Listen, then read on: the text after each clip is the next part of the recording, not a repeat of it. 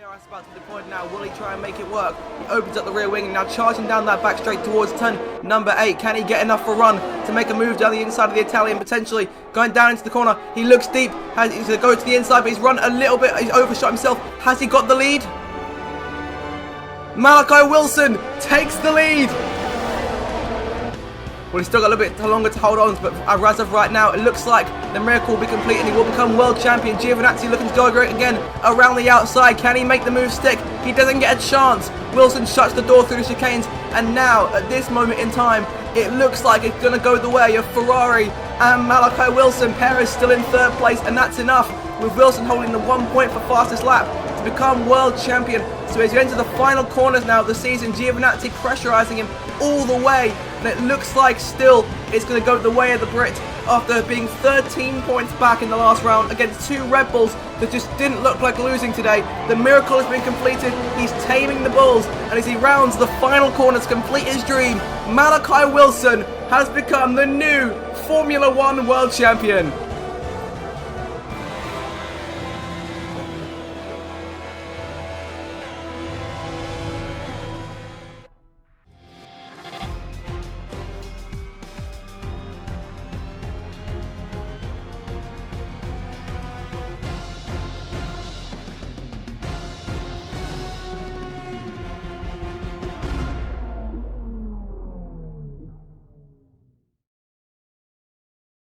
What is going on, everybody? Zach RC here. Welcome back to the channel and welcome to what is a very special video that I'm going to be making here, and one that probably a lot of you may not have expected, but I am bringing back the Prodigy for a 4th and potentially even 5th season on the F1 22 game. I've done a decent amount of thinking about it, and of course we're left off the story in a very nice way at the end of F1 2021 with Malachi Wilson winning the title for the first time. And yes, that was a nice way to end the story. That project I've been working on since around last September, that I was setting up for it this time around a year ago at this stage, and we finished it 2 months back, just on literally on the release day of F1 22. And I said to myself then that that was it. I wasn't gonna do it again. But going through it, and I did the first 2 episodes of my team, and I've recorded a few in my spare time as well. And I recorded those before the patch came in that fixed the AI straight line speed that everyone was getting so worked up over, and I didn't like how the My Team episodes had gone, and I didn't feel like I could be able to make a good series out of it. This Prodigy stuff though, I enjoyed making those. It was a good series. I think a lot of you definitely enjoyed it, so I've decided to bring it back for a 4th season. Like I say, I might continue on. I want to try and bring this forward as a project because it allowed me to definitely get out my inner storyteller and just really make something that you completely just wouldn't see in Formula One. It was just so off the wall, so bonkers compared to real life itself. But of course, the big difference is now is that I'm playing on PC, which opens up more modding capabilities. So I'll be able to have a lot more transfers, because I've been able to have the number 1 on Malachi's car from this new season because I've been using the cheat engine in order to get the best out of it. And so yeah, so Malachi will stick in with Ferrari. You can see him driving that new 2022 machine, which of course will be coming into effect for the 2025 season of the Prodigy, because we've done the first 3 seasons, or the first 4 technically if you count the prologue, on F1 2021. So we are at 2025 now, and we've got a bunch of different changes that are coming in, and of course there's 1 more season until the 2026 engine regulations come in as well, the real life regulations that will be coming in for season 5 should I choose to make it, which I have full intention of doing. I mean, I could completely change my mind over it when I actually get through the first season, but right now I'm looking forward to making it because, like I said, I'll be making things a lot better. There'll be a lot of improvements. Whether or not I'll still present it in the same style, I'm not sure. The first few seasons I've tried to present it as if it was a game, hence the loading screens for the intro and outro and the objectives you have to hit per episode. I'll probably keep the objective in some way because I want to still have that original feel that it did initially. But I do want to maybe try and present it in a different style, similar to Aarava's My Driver series from a couple of years back, because obviously that got a lot of attention. I feel like I can make something similar that's just as entertaining for you guys. So without further ado then, I'm going to jump into the main changes first. I'm talking about all the new driver lineups ahead of the brand new season, because there's a lot of changes to go through. So without further ado, let's get started with those. Alright, so it only makes sense to start with the Scuderia Ferrari team, Malachi's team, for 2025. He's sticking with them. He's got the number 1 on the car, and once again alongside him will be Carlos Sainz. The Ferrari team have remained somewhat constant throughout over the course of testing from where they were at the end of the season, but maybe have fallen behind Red Bull a little bit. Of course, both teams are at it for the Drivers' Championship last season. Of course, Wilson just about came out on top. He'll be looking to try and do the same again this season, but it could be a bit more difficult this time, as he was already stuck against the odds against him last time. But now it's going to be even more of a challenge to try and hold off the Red Bulls, who appear to have become stronger over the course of the winter.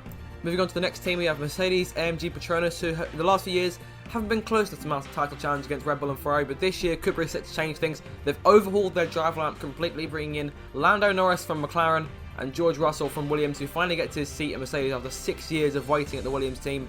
Norris, of course, contended for the title back in 2023, but lost out to Verstappen, and he's hoping potentially this time he'll have the car to potentially challenge for those top spots. It's still looking very close between those top 3 teams, so potentially race wins and perhaps even a late title challenge could be on the cards.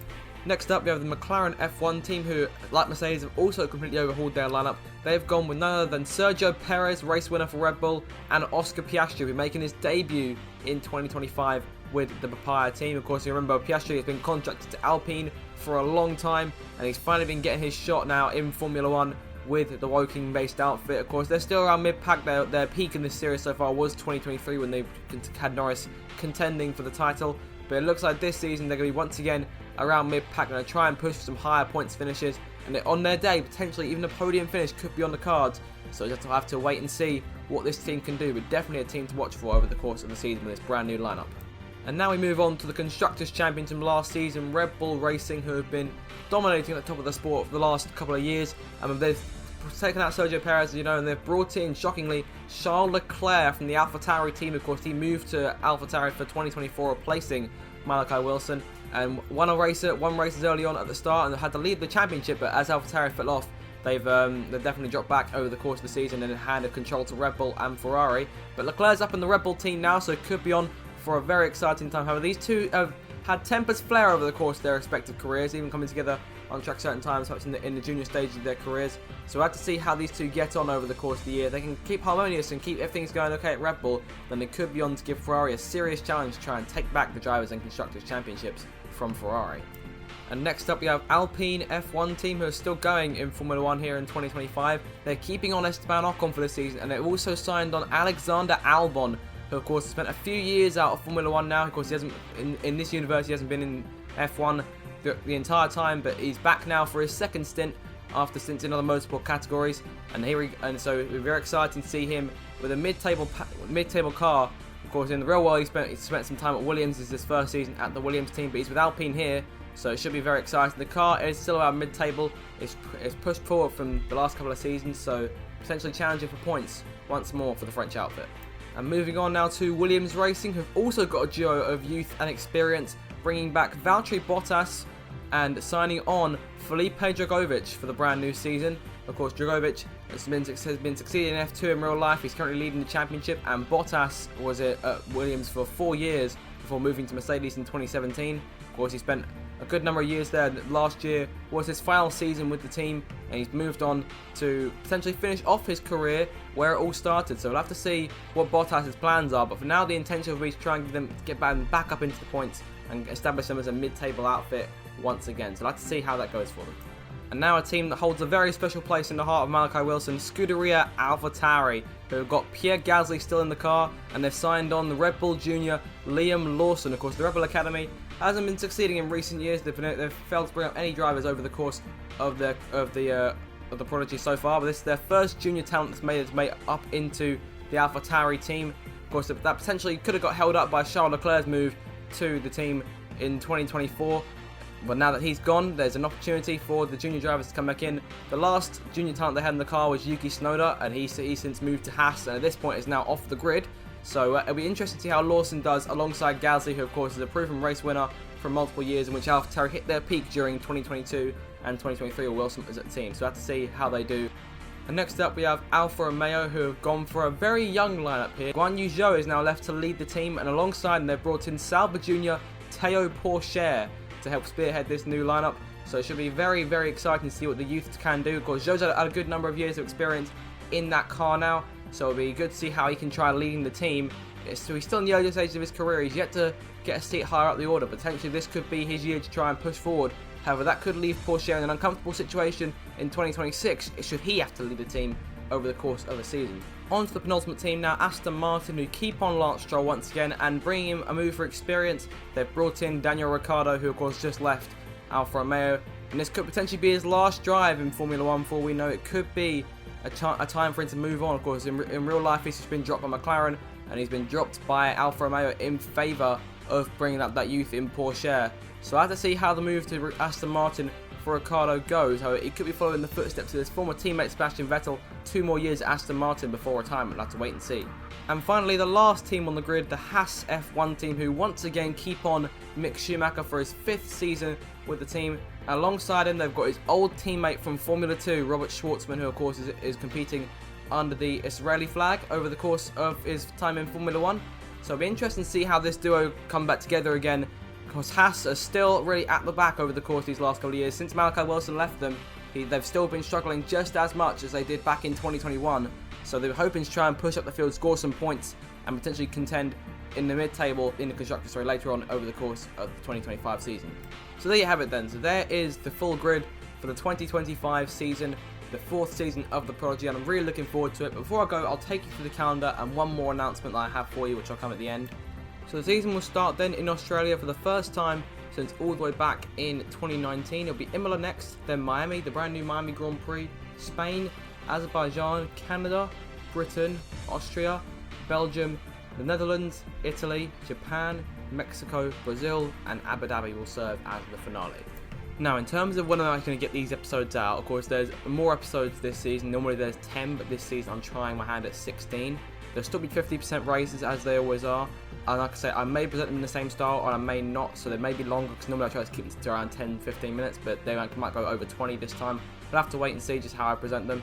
And I'll try and get out at least one a week, and I may do 2 on some weeks where I haven't got much going on, just in the outside world. So that's something to look forward to over the next couple of months or so. I'm really looking forward to bringing this project back.